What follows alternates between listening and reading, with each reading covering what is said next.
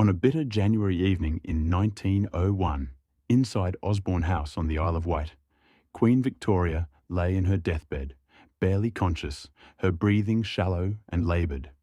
Around her gathered the remnants of an empire she had ruled for 63 years.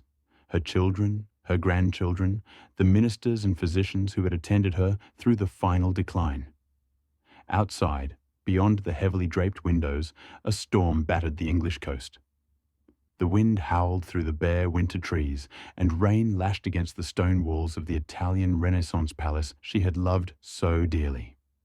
It seemed as though nature itself understood that an epoch was ending, that the very foundations of the world were about to shift beneath the feet of millions. For those who had known no other monarch, who had been born, lived, and grown old under her reign, the Queen's approaching death was more than the passing of a sovereign. It was the death of certainty itself. The Victorian age had been a time of such dramatic transformation that those who witnessed its final breath could scarcely comprehend the world that was about to emerge from the fog. Everything they had known, the rigid social hierarchies, the industrial might, the sprawling empire upon which the sun never set, the moral certainties that had governed their lives, all of it was about to be swept away by forces already gathering at the edges of their consciousness. But before we journey forward into that uncertain future, before we witness the collapse and transformation of everything the Victorians had built, I want to invite you to join this community. If you find value in these deep explorations of history, in understanding not just what happened, but what it meant to the people who lived through it, please consider subscribing. Your support keeps these stories alive, ensures that we continue to explore the forgotten corners of our past, and helps us understand how the world we inhabit today was forged in the crucible of yesterday. Now, let us return to that dying queen and the world she was leaving behind. Queen Victoria died at 6:30 on the evening of January 22nd, 1901. Her physician, Sir James Reed, was the first to announce it, his voice breaking as he spoke the words that would echo across the globe. Her Majesty the Queen has passed away. The news travelled by telegram across the vast British Empire, reaching India by midnight, Australia by morning, Canada by the following day. In London, church bells tolled through the night, their mournful sound carrying across the Thames, through the East End slums where children still worked 14-hour days in factories, through Mayfair where the wealthy draped their homes in black crepe, through the docks where merchant ships prepared to carry the news to every corner of the earth. What died with Victoria was more than a woman, more than a monarch. It was an entire way of understanding the world. The Victorian age had been born in darkness and smoke, in the grinding gears of the Industrial Revolution that had transformed Britain from an agrarian nation into the workshop of the world. When Victoria ascended to the throne in 1837, Britain was already deep in the throes of this transformation, but few could have imagined how complete it would become. The landscape itself had been remade. Fields disappeared beneath factories, rivers were dammed and diverted to power mills. Ancient forests were cut down to feed the insatiable furnaces of industry. The very air had changed, thick with coal smoke that turned the sky a permanent grey and coated every surface with a film of soot. In the cities, the transformation was even more dramatic. London had swollen from a population of around 2 million when Victoria became queen to more than 6 million by the time she died. Manchester, Birmingham, Leeds, Glasgow, all had exploded in size, drawing millions of rural workers into their factories and slums. These new industrial cities were places of almost incomprehensible contrast.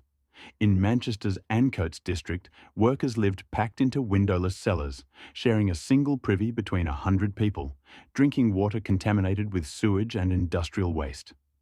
The average life expectancy in such neighbourhoods was barely 25 years. Children worked in cotton mills from the age of 5, their small fingers ideal for threading the machines, their bodies twisted and stunted by malnutrition and the unnatural positions required by factory work. Yet within walking distance of these hellish slums stood the grand warehouses and exchanges where fortunes were made, where merchants and factory owners accumulated wealth on a scale previously unimaginable. The Victorian age was above all an age of extremes, of poverty so desperate that families sold their children's teeth to dentists, and wealth so vast that aristocrats built private railways to connect their various estates. It was an age when sewer workers died by the dozen from toxic fumes, while ladies in Mayfair obsessed over the proper length of mourning periods and the correct way to arrange calling cards. The social world of Victorian Britain was governed by rules as rigid and complex as the machinery that powered its factories. Every class had its place, every person their station, and deviation from these predetermined roles was considered not just inappropriate, but almost a violation of natural law.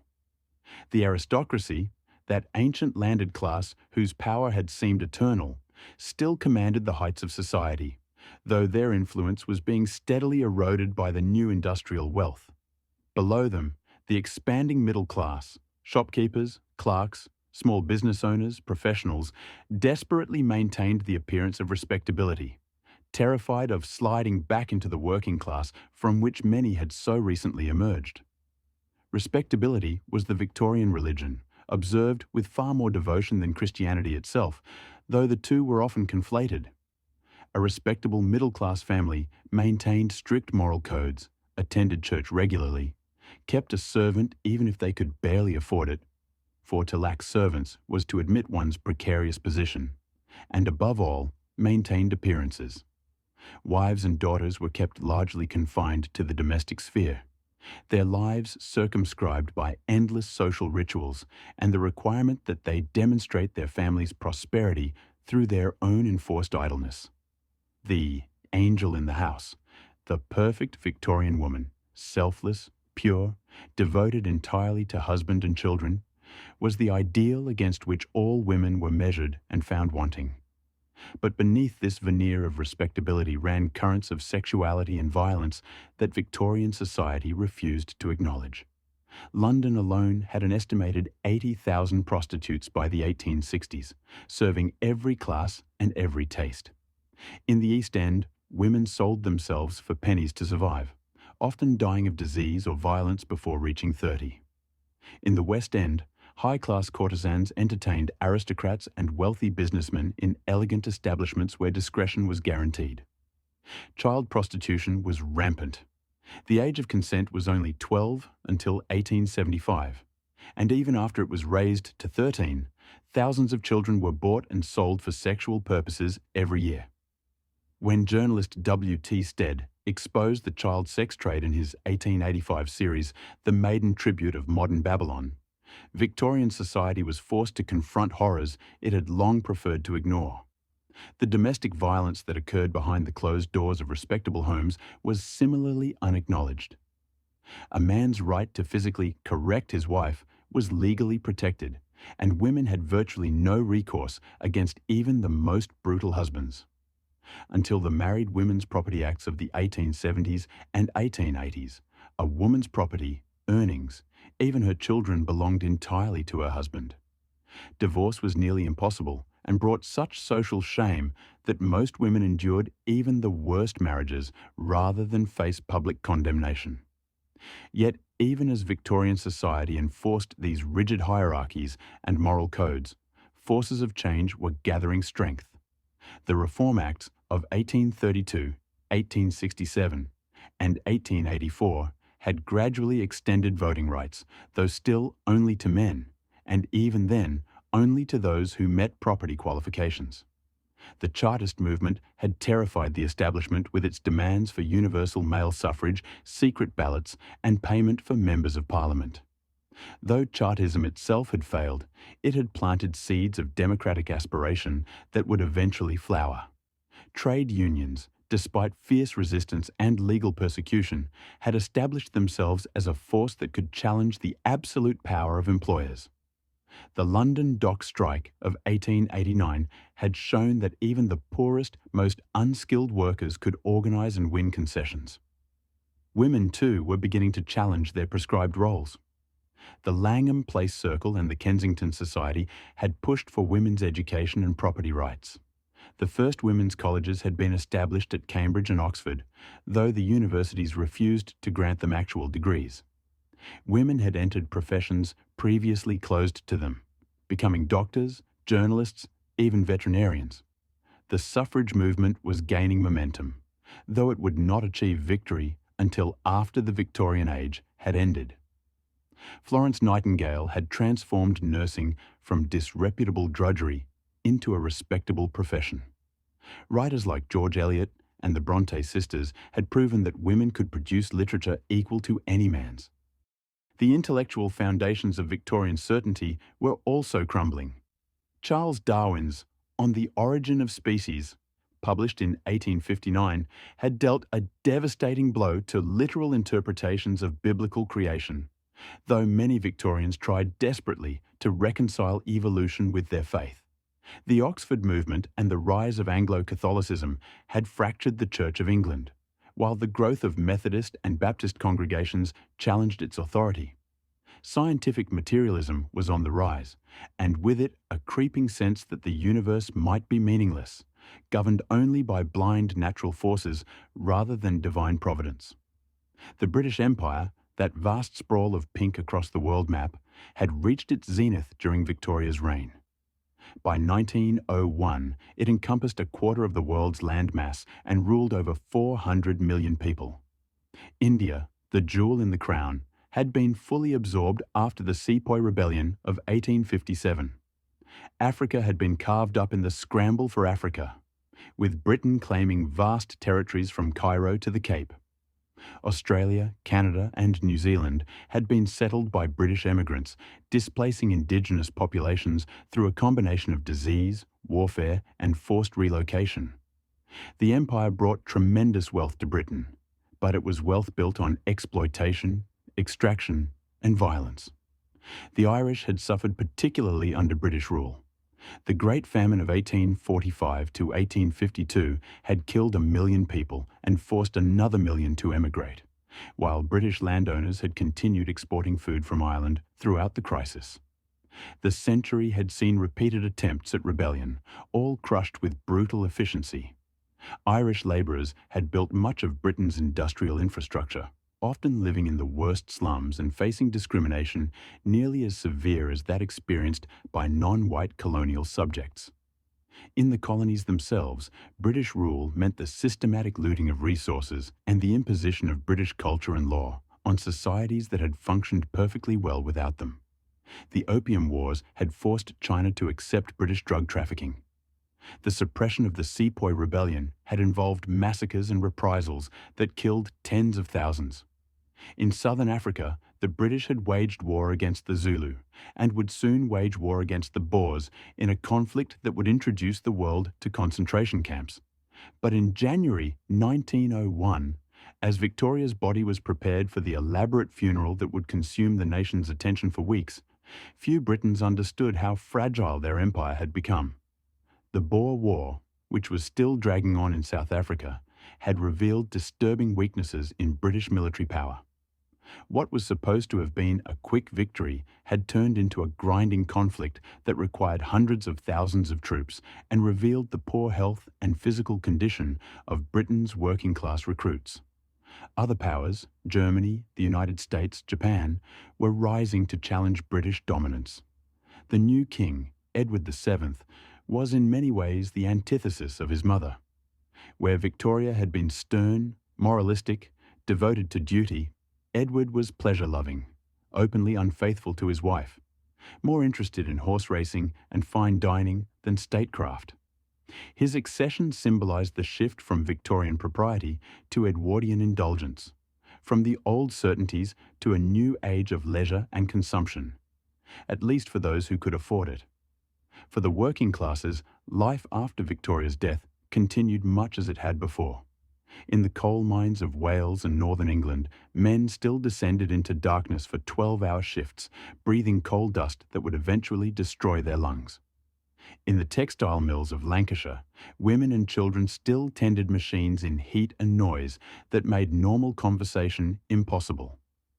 In London's East End, Jewish immigrants from Russian pogroms crowded into tenements in Whitechapel and Spitalfields, working as tailors in sweatshops where they were paid by the piece and worked until their fingers bled. The poverty of Edwardian Britain was, if anything, more stark than it had been earlier in Victoria's reign because the contrast with the wealthy had grown even more extreme. Charles Booth's surveys of London poverty, published in the 1890s, had revealed that 30% of Londoners lived below the poverty line, unable to afford adequate food, clothing, or shelter. Seabohm Rowntree's survey of York had found similar rates. Malnutrition was endemic among the poor, rickets and tuberculosis were common, infant mortality remained shockingly high. Yet the new century also brought new forms of organisation and resistance. The Labour Party was founded in 1900, giving working people political representation independent of the Liberals or Conservatives for the first time. The suffragette movement was gaining momentum and would soon adopt militant tactics that shocked and outraged Edwardian society. In 1903, Emmeline Pankhurst founded the Women's Social and Political Union, and the battle for women's suffrage entered a new, more confrontational phase.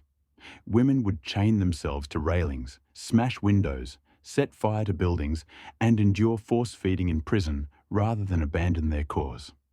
The intellectual and cultural life of Britain was also transforming. The certainties of Victorian moralism were giving way to modernist doubt and experimentation.